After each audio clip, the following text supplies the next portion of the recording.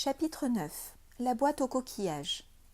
Maigret était de si bonne humeur le lendemain matin que l'inspecteur Leroy osa le suivre en bavardant et même lui poser des questions. D'ailleurs, sans qu'on eût pu dire pourquoi, la détente était générale. Cela tenait peut-être au temps qui, tout à coup, s'était mis au beau. Le ciel semblait avoir été lavé tout fraîchement. Il était bleu, d'un bleu un peu pâle mais vibrant, où scintillaient de légères nuées. Du fait, l'horizon était plus vaste, comme si on eût creusé la calotte céleste. La mer, toute plate, scintillait, plantée de petites voiles qui avaient l'air de drapeaux épinglés sur une carte d'état-major. Or, il ne faut qu'un rayon de soleil pour transformer Concarneau, car alors les murailles de la vieille ville, lugubres sous la pluie, deviennent d'un blanc joyeux, éclatant. Les journalistes en bas, fatigués par les allées et venues des 3 dernières journées, se racontaient des histoires en buvant leur café, et l'un d'eux était descendu en robe de chambre, les pieds nus dans des mules. Maigret, lui, avait pénétré dans la chambre d'Emma, une mansarde plutôt, dont la fenêtre à tabatière s'ouvrait sur la ruelle et dont le plafond en pente ne permettait de se tenir debout que dans la moitié de la pièce. La fenêtre était ouverte. L'air était frais, mais on y sentait des caresses de soleil. Une femme en avait profité pour mettre du linge à sécher à sa fenêtre. De l'autre côté de la Venelle, dans une cour d'école quelque part, vibrait une rumeur de récréation. Et le roi, assis au bord du petit lit de fer, remarquait: « Je ne comprends pas encore tout à fait vos méthodes, commissaire, mais je crois que je commence à deviner. » Maigret le regarda de ses yeux rieurs, envoya dans le soleil une grosse bouffée de fumée. « Vous avez de la chance, vieux, surtout en ce qui concerne cette affaire, dans laquelle ma méthode a justement été de ne pas en avoir. Si vous voulez un bon conseil, si vous tenez à votre avancement, n'allez surtout pas prendre modèle sur moi ni essayer de tirer des théories de ce que vous me voyez faire. Pourtant, je constate que maintenant, vous en arrivez aux indices matériels après que... » Justement après tout, autrement dit, j'ai pris l'enquête à l'envers, ce qui ne m'empêchera peut-être pas de prendre la prochaine à l'endroit. Question d'atmosphère, question de tête. Quand je suis arrivée ici, je suis tombée sur une tête qui m'a séduit et je ne l'ai plus lâchée. Mais il ne dit pas à qui appartenait cette tête. Il soulevait un vieux drap de lit qui cachait une penderie. Elle contenait un costume breton en velours noir qu'Emma devait réserver pour les jours de fête. Sur la toilette, un peigne aux nombreuses dents cassées, des épingles à cheveux et une boîte de poudre de riz trop rose. C'est dans un tiroir qu'il trouva ce qu'il semblait chercher, une boîte ornée de coquillages brillants comme on en vend dans tous les bazars du littoral. Celle-ci, qui datait peut-être de 10 ans et qui avait parcouru Dieu sait quel chemin, portait les mots « Souvenir d'Ostende ». Il s'en dégageait une odeur de vieux carton, de poussière, de parfum et de papier jauni. Maigret, qui s'était assis au bord du lit près de son compagnon, faisait de ses gros doigts l'inventaire de menues choses. Il y avait un chapelet aux boules de verre bleu taillé à facettes, à la frêle chaînette d'argent, une médaille de première communion, un flacon de parfum vide qu'Emma avait dû garder à cause de sa forme séduisante et qu'elle avait peut-être trouvé dans la chambre d'une locataire. Une fleur en papier, souvenir d'un bal ou d'une fête, apportait une note d'un rouge vif. À côté, une petite croix, en or, était le seul objet d'un peu de valeur. Tout un tas de cartes postales. L'une représentait un grand hôtel de Cannes. Au dos, une écriture de femme. « Tu ferais mieux de venir ici que de rester dans ton sale trou où il pleut tout le temps, et on gagne bien, on mange tant qu'on veut. Je t'embrasse, Louise. » Maigret passa la carte à l'inspecteur, regarda attentivement une de ces photographies de foire que l'on obtient en tirant une balle au milieu d'une cible. Par le fait qu'il épaulait la carabine, on voyait à peine l'homme dont un œil était fermé. Il avait une carrure énorme, une casquette de marin sur la tête. Et Emma, souriant à l'objectif, lui tenait ostensiblement le bras. Au bas de la carte, la mention « Quimper ». Une lettre au papier si froissé qu'elle avait dû être relue maintes fois. « Ma chérie, c'est dit, c'est signé, j'ai mon bateau. Il s'appellera La Belle Emma. Le curé de Quimper m'a promis de le baptiser la semaine prochaine avec l'eau bénite, les grains de blé, le sel et tout, et il y aura du vrai champagne, parce que je veux que ce soit une fête dont on parle longtemps dans le pays. Ce sera un peu dur au début de le payer, car je dois verser à la banque 10 000 francs par an. Mais pense qu'il porte 100 brasses carrées de toile et qu'il filera ses 10 nœuds. Il y a gros à gagner en transportant les oignons en Angleterre. C'est te dire qu'on ne tardera pas à se marier. J'ai déjà trouvé du fret pour le premier voyage, mais on essaie de me refaire parce que je suis nouveau. Ta patronne pourrait bien te donner 2 jours de congé pour le baptême, car tout le monde sera saoul et tu ne pourras pas rentrer à Concarneau. Il a déjà fallu que je paie des tournées dans les cafés à cause du bateau qui est déjà dans le port et qui a un pavillon tout neuf. Je me ferai photographier dessus et je t'enverrai la photo. Je t'embrasse comme je t'aime en attendant que tu sois la femme chérie de ton Léon. Maigret glissa la lettre dans sa poche en regardant d'un air rêveur le linge qui séchait de l'autre côté de l'impasse. Il n'y avait plus rien dans la boîte aux coquillages, sinon un porte-plume en os découpé où l'on voyait dans une lentille de verre la crypte de Notre-Dame de Lourdes. « Il y a quelqu'un dans la chambre qu'occupait habituellement le docteur ?» questionna-t-il. « Je ne le pense pas. Les journalistes sont installés au second. » Le commissaire fouilla encore la pièce, par acquis de conscience, mais ne trouva rien d'intéressant. Un peu plus tard, il était au premier étage, poussait la porte de la chambre 3, celle dont le balcon domine le port et la rade. Le lit était fait, le plancher ciré. Il y avait des serviettes propres sur le broc. L'inspecteur suivait les yeux son chef avec une curiosité mêlée de scepticisme. Maigret, d'autre part, sifflotait en regardant autour de lui, avisait une petite table de chêne posée devant la fenêtre et ornée d'un sous-main réclame et d'un cendrier. Dans le sous-main, il y avait du papier blanc à en-tête de l'hôtel et une enveloppe bleue portant les mêmes mentions. Mais il y avait aussi 2 grandes feuilles de papier buvard, l'une presque noire d'encre, l'autre à peine tachetée de caractères incomplets. « Allez me chercher un miroir, vieux. »« Un grand ?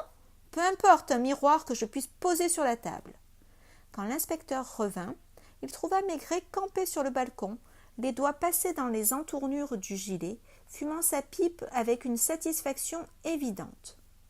« Celui-ci conviendra ?» La fenêtre fut refermée.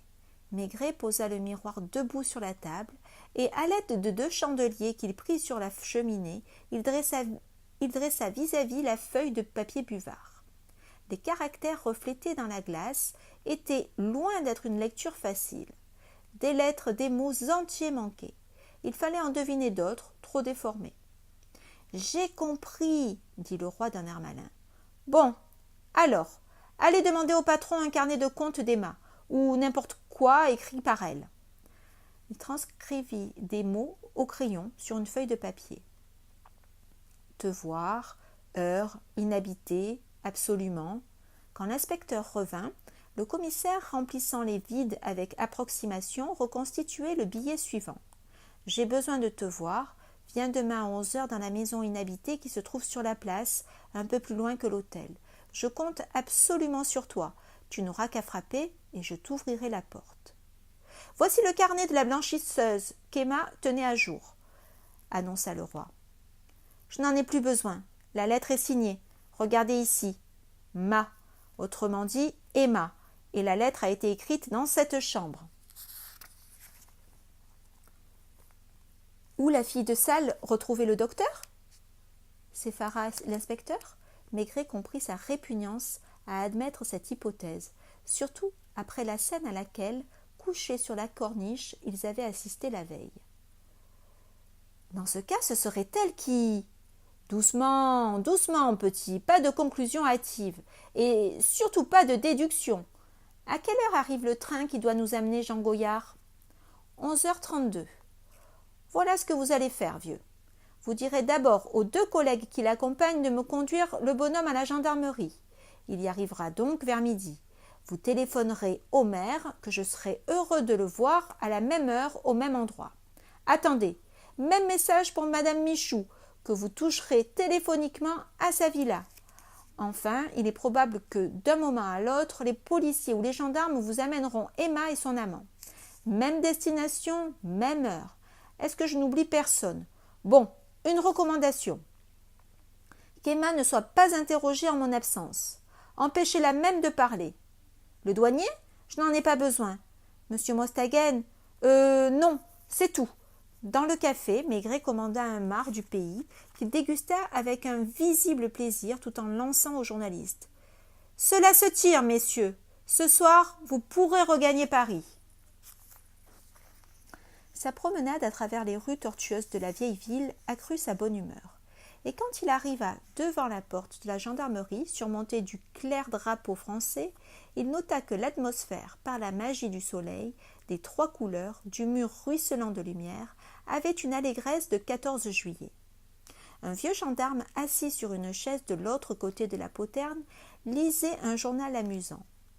La cour, avec tous ses petits pavés séparés par des traits de mousse verte, avait la sérénité d'une cour de couvent. Le brigadier? Ils sont tous en route, le lieutenant, le brigadier et la plupart des hommes, à la recherche du vagabond que vous savez. Le docteur n'a pas bougé? L'homme sourit en regardant la fenêtre grillagée du cachot à droite. Il n'y a pas de danger. Ouvrez-moi la porte, voulez-vous? Et dès que les verrous furent tirés, il lança d'une voix joyeuse, cordiale. Bonjour, docteur, vous avez bien dormi au moins? Mais il ne vit qu'un pâle visage en lame de couteau qui, sur le lit de camp, émergeait d'une couverture grise. Les prunelles étaient fiévreuses, profondément enfoncées dans les orbites.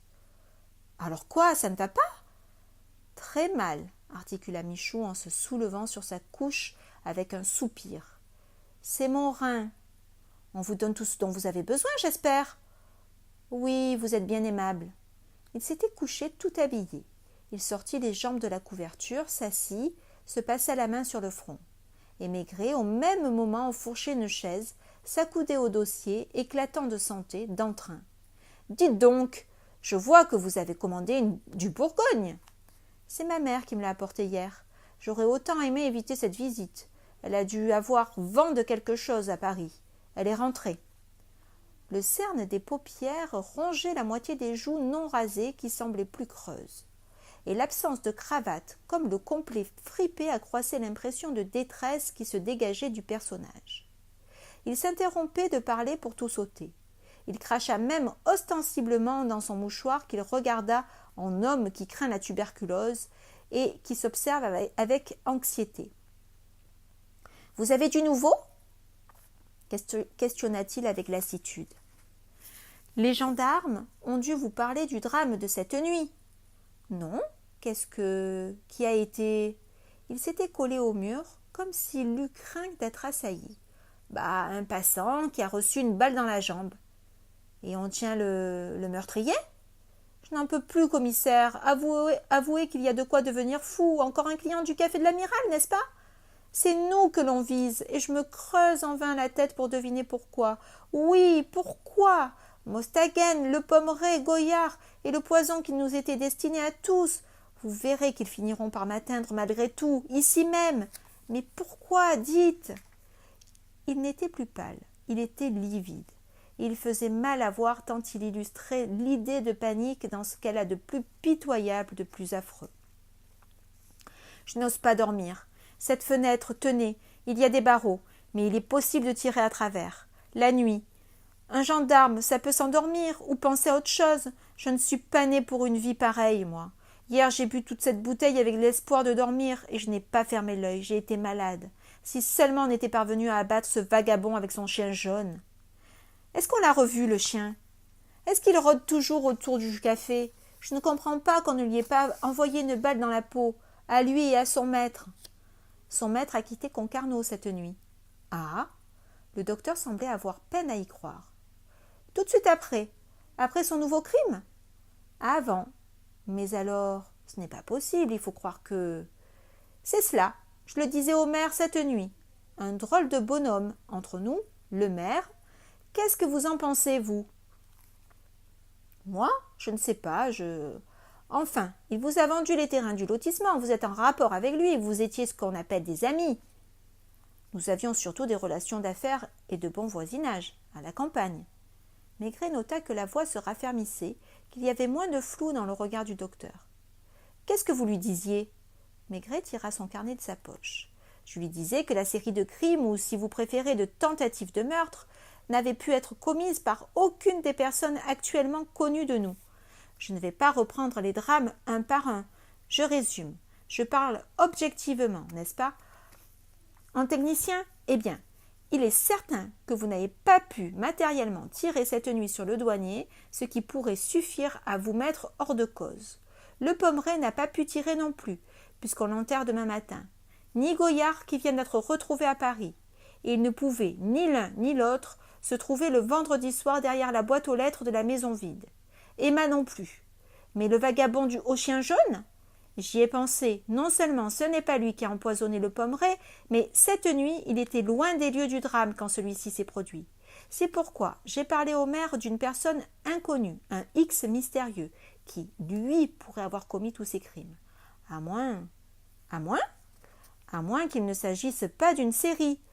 Au lieu d'une sorte d'offensive unilatérale, supposez un vrai combat entre deux groupes ou entre deux individus.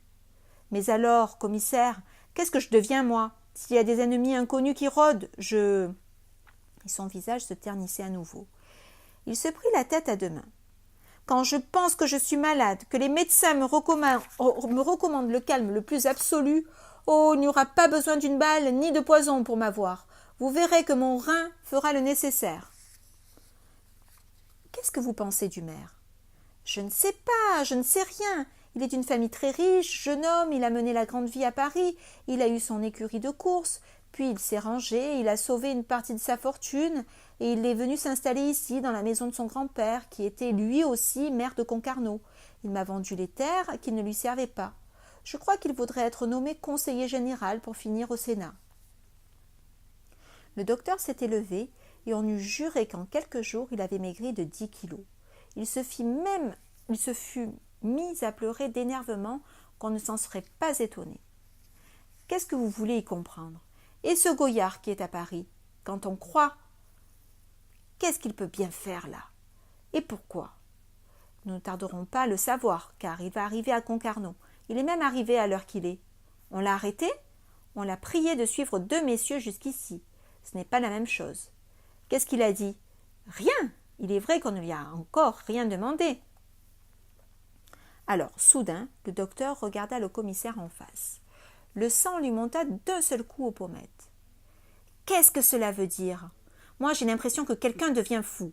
Vous venez me parler du maire de Goyard et je sens, vous entendez, je sens que d'un moment à l'autre, c'est moi qui serai tué, malgré ces barreaux qui n'empêcheront rien, malgré ce gros imbécile de gendarme qui est de garde dans la cour.